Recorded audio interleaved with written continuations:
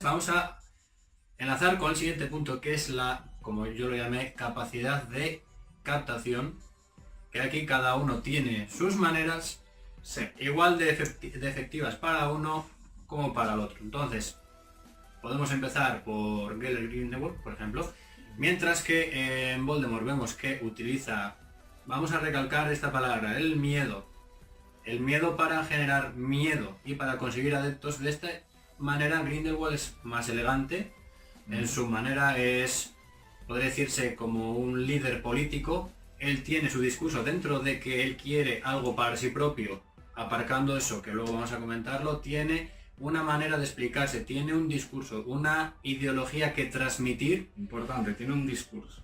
Para que la gente se alíe a él y lo sigan. Tiene un discurso dentro de la coherencia muy coherente.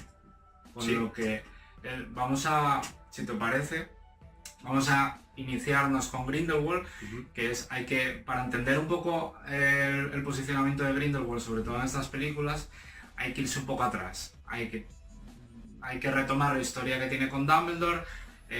Recordemos, Grindelwald es sobrino de Bathilda Bagshot, que es la historiadora de magia de toda la vida, que se estudia en Hogwarts, que vive en Godric's Hollow, que es donde vive Dumbledore, y ahí es donde se conocen. Hacen migas y, bueno, pues van hablando de una serie de cosas. Por ahí por el medio, como J.K. Rowling nos confirma que Dumbledore es gay, ya sabemos que está enamorado perdidamente de Grindelwald. Lo que no sabemos es si a la inversa... Exacto, si es recíproco, no sabemos si a la inversa sucede lo mismo, pero sí que sabemos eso. Es un tema importante, sí. Pero bueno, por ahí ellos lo que van hablando es lo que después se convertiría en algo muy ligado a Grindelwald, que es la famosa frase de por el bien de todos. Como dicen en algunos lados también, por el bien mayor. Exacto. Que lo que ellos decían mientras se carteaban, mientras hablaban y demás, era que ellos como magos sí que se sentían en el derecho, efectivamente, de gobernar sobre los muggles para que el mundo fuera un lugar mejor. Digamos que ellos comenzaron así. Dumbledore era un poco menos radical, sí que consideraba que tenían supremacía, pero que había que utilizarla efectivamente por un bien común, y Grindelwald era un poco más el rollo de, bueno, un poco más radical. Sí. Sucede una disputa familiar que todos conoceréis con Aberforth, cuando muere Ariana, todo este suceso que pasa, y que además ahora en las películas nos meten más datos nuevos, el pacto de sangre, etcétera, por el que se distancia. ¿Cuál es el problema aquí? Bueno, pues que Dumbledore pues retoma un poco la cordura, por decirlo así, y Grindelwald como que se vuelve directamente al lado total oscuro. ¿Cuál era este discurso? El que os acabamos de comentar, pero llevado un poco más al extremo. Los muggles son inferiores, nosotros tenemos que gobernar. Este es el discurso que hace Grindelwald, que es un sangre pura, como decíamos, y que frente al discurso de Voldemort que ahora os comentamos, es un discurso, dentro de la barbaridad del discurso que es, coherente. Porque es un sangre pura. Vamos a ponernos en que, dentro de que nadie en su sano juicio estaría de acuerdo en que estos hombres tienen razón, tienen su lógica dentro de su contexto. Exactamente. Os digo esto ¿por qué? Porque como dice Ledo, pues es una figura política, incluso yo creo que Rowling hace muchos guiños políticos, hay gente que habla incluso de la historia de Harry Potter, tiene ciertos paralelismos con nazismo. Con el nazismo, sí. Entonces, Rowling, yo creo que también hace un poco ese juego ahí con Grindelwald, del líder, el que intenta convencer a las masas. ¿Cuál es la diferencia con Voldemort? Voldemort, vamos a partir de base que es un sangre sucia. Y no es un sangre sucia como Harry, que por ejemplo Harry, su madre era sangre sucia, y bueno, por descendencia le queda un poco, por decirlo así, pero realmente sus dos padres son magos. El padre de Voldemort directamente es un muggle. Con lo cual, el discurso de Voldemort, ¿cuál era? Era bastante más radical que el de Grindelwald, que era: sois todos unos mierda y me quiero cargar a todos, y sobre todo, especial énfasis con los sangre sucia. Él defendía el purismo de la sangre cuando ni tan siquiera él era puro de sangre, y además era muchísimo más radical porque Grindelwald siempre, bueno, en las pelis lo estamos viendo ya, bueno, los muggles son diferentes. Son diferentes, tienen otro tipo de utilidad. Bueno, ahí es un poco socarrón también Sí. el tema, Sí, pero es todo envuelto en un papel de regalo que hace que lo veas menos agresivo de lo que es. Exacto. Uno utiliza el miedo y otro es un vendemotos, un embaucador, sabe utilizar la palabra. va a generar distintos tipos de lealtad hacia ellos. Exacto. Entonces no es lo mismo cuando tú eres leal a alguien por miedo, no es lo mismo cuando eres leal a alguien porque realmente tu discurso te lo haces tuyo, lo integras y te lo crees. Ahora lo estoy pensando y yo creo que sería seguidores, como por ejemplo puede ser un seguidor de un partido político contra el fanatismo. Los que eran mega fieles a Voldemort yo creo que pueden ser fanáticos porque darían todo por él, la vida. Pero quedan 3 o 4. O sea, Sí, quiero decir, claro. tú te pones a examinar a los seguidores de Voldemort reales y es que cuentas a Bellatrix, cuentas a Barty Crouch Jr. y es que puedes parar, yo creo que de contar, porque realmente los Malfoy siempre fueron muy socarrones y al momento que lo vieron en el poder se acojonaron. Sí. Los Kraft, los Goyle, todos los seguidores de Voldemort, o casi todos, en algún momento reniegan de él cuando empiezan a ver las orejas al lobo o cuando simplemente él desaparece. Cuando él desaparece todo el mundo es muy gallo, allí nadie hizo nada. Cuando Bellatrix, que es digamos de las pocas que está al pie del cañón siempre, con Voldemort supuestamente muerto, ella seguía ahí empeñada con Voldemort. Voy a hacer un mini paréntesis, de esto no vamos a hablar, pero voy a decir que haya tenido un hijo Voldemort con Bellatrix. Es canon oficial. Entonces voy a decir que como poco es curioso. Y otro día entraremos en eso, pero es curioso. Entonces, yo sí que diría... Pero está bien que se diga, por si alguien no lo sabe, El legado maldito es una obra de teatro que se hizo, si no me equivoco, en Londres. Fue como cosa de 2 años, se hizo un guión como estos que tenemos aquí de Animales Fantásticos, pero no estaba conducido por Rowling ni escrito ni nada. Era algo extraoficial en la que sucedía eso que nos cuenta Ledo. No, es muy spoiler ya, pero bueno, Da igual. Pero hay que saberlo.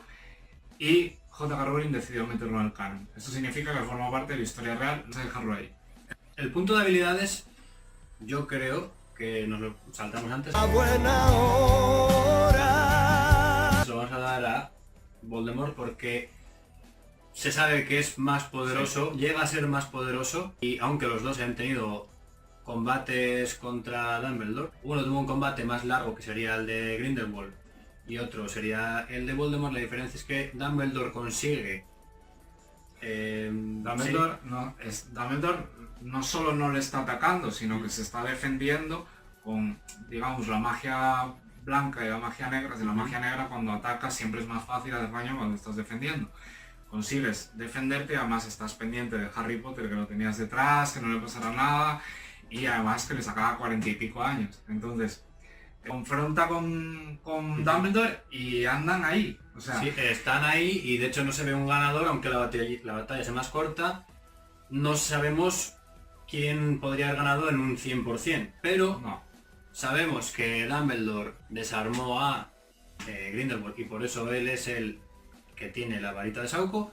Entonces el punto de habilidades vamos a dárselo a Voldemort. El de capacidad de captación, yo personalmente para mí me gusta más la manera, aunque sea más efectiva y más rápida la manera de Voldemort, me gusta más porque parece más calculada, aunque no lo sea, porque la manera de ir en plan civilino y por detrás, de captar gente, es muy potente, pero me gusta más lo que acabas como haciendo una ideología y teniendo tu ejército y eso me gusta. Entonces mi punto va para... Yo estoy totalmente de acuerdo porque es lo que hablábamos antes. La gente cuando interioriza un discurso siempre va a defenderlo más, cosa que no sabemos, insistimos, cómo va a acabar toda la historia con Grindelwald porque se está escribiendo, pero el ejército al que andaremos luego tiene otro tipo de lealtad importante. Entonces vamos con los últimos puntos, el que es para nosotros más interesante probablemente, que son las motivaciones de cada uno. Grindelwald tiene la motivación propia suya y luego una motivación más global en el mundo de la magia. La motivación personal es el cuanto más poder mejor, ser como el Señor de la Muerte porque tiene las reliquias de la muerte, quiere conseguirlas para ser el Señor definitivo. Y luego por otro lado tenemos lo que hablamos ahora, el discurso de tener unos seguidores leales para que la raza de los mágicos, los magos, llamarlos como queráis, estén por encima del hombre. Porque el hombre Magel puede causar, como vemos en la película, guerras, momento clímax de la película, y otras atrocidades que ellos creen que tienen que tener controlados. Y por otro lado, las motivaciones de Voldemort, vamos a ver como dice Michi, que son muy diferentes. Las motivaciones de Voldemort son muy diferentes. Voldemort a lo largo de los libros nos van contando cómo es una persona que solo mira para sí misma y además es una persona que no tiene arraigo a nada excepto a lo que se concierne a él o a lo que él considera su hogar, que es Hogwarts, que es a lo único a lo que tiene cierto arraigo, que nos lo demuestra Dumbledore cuando nos explica por qué. Estoy cogiendo la varita como la coge. Sí, sería una cosa así de... Sí.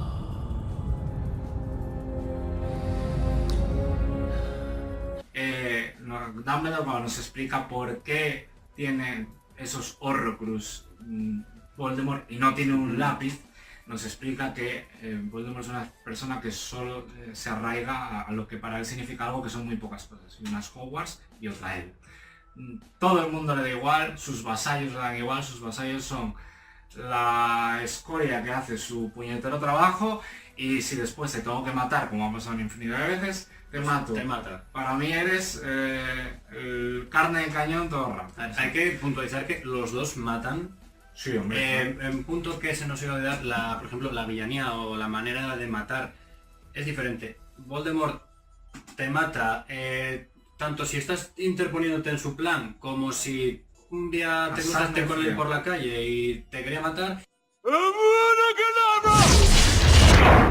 Mientras tanto el otro tiene como una conciencia más humana, tiene un poco más de respeto por la vida, entre comillas, entre muchas comillas, porque vemos cómo a veces él, en vez de matar directamente, manda matar. Sabemos que si tiene que matar para llegar a su fin lo hace, pero no de una manera tan sanguinaria como es el caso de Voldemort. Estoy aquí, te estallo la cabeza y te da una bala que da y ya está. De todas formas, aquí hay un tema en el que yo no quiero no incidir. Echa muchísimo de menos, bajo mi punto de vista, en las películas, que es que se toque el origen de Voldemort. Sí. De Tom Riddle como ente, como persona, es a través de una violación mágica. Es decir, su madre Merot Gaunt, que es descendiente de los Slytherin, vivían en la miseria y se enamoró de un Muggle que era súper sofisticado. Evidentemente, el Muggle pasaba de ella, además estaba casado y todo. Pero un día ella le engañó y le dio un vaso de agua que resultó ser un filtro de amor. Ella mantuvo eso en el tiempo y hasta que un día quedó embarazada de él, siguió dándole el filtro de amor hasta que ella dijo, joder, vamos a tener un hijo, llevo un año ya dándole filtro de amor, esto ya se tuvo que dar por ende ya debería estar por inercia ya. De verdad, ¿no? Exacto. ¿Qué pasa? El primer día en el que no se lo dio, dijo, hasta luego, yo me voy de aquí. Y entonces, esto, dicen, ahí es una corriente que está muy presente, que el nacimiento de una persona en esa situación ya no es tanto una situación mental de lo que pueda pensar Voldemort, sino que hay como un juego con la magia, como se jugó con la magia ahí.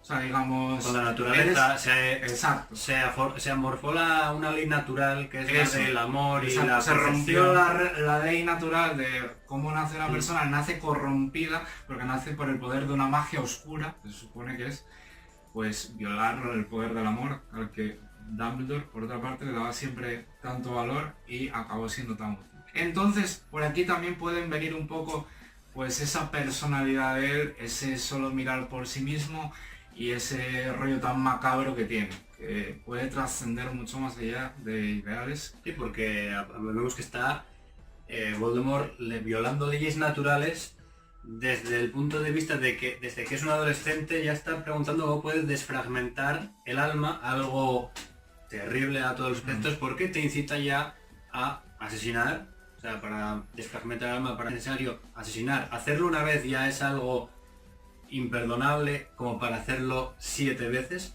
Son diferentes, entonces yo creo que en este punto no podríamos decir cuál es mejor. Mi punto de vista es que poniéndome la tesitura de que los dos son unos hijos de puta, y todos tienen unos propósitos muy malos, al final yo creo que a mí me prima cuando hay un discurso.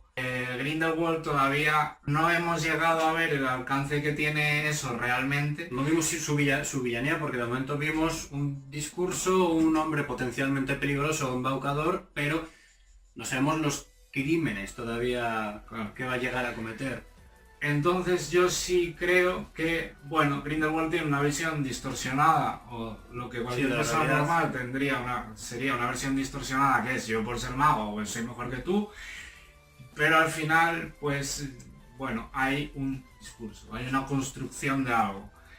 Voldemort no tiene absolutamente nada, no es que no tenga nada, es que tiene uno, pero es totalmente incoherente con su propia naturaleza, que es un sangre sucia, y a lo que más repudia a él, y todos sus seguidores son a los sangre sucia. Ahí vemos a Malfoy, que lo primero que respeta a Hermione es sangre sucia, porque lo mamó de su padre, que fue otro entonces, que... podríamos decir que es una motivación más real, porque ya decimos, no podemos valorar aquí quién ganaría, una motivación más real es de Grindelwald, porque es una convicción basada en unos hechos que le llevan a pensar en ello, y por otro lado tenemos a Voldemort, que simplemente es un ser retorcido porque nació de manera retorcida y no tiene empatía por la vida. De hecho, hasta por Nagini, que es algo que él quiere en teoría, lo utiliza como un Horcrux, así que en este punto lo dejaríamos en no hay respuesta.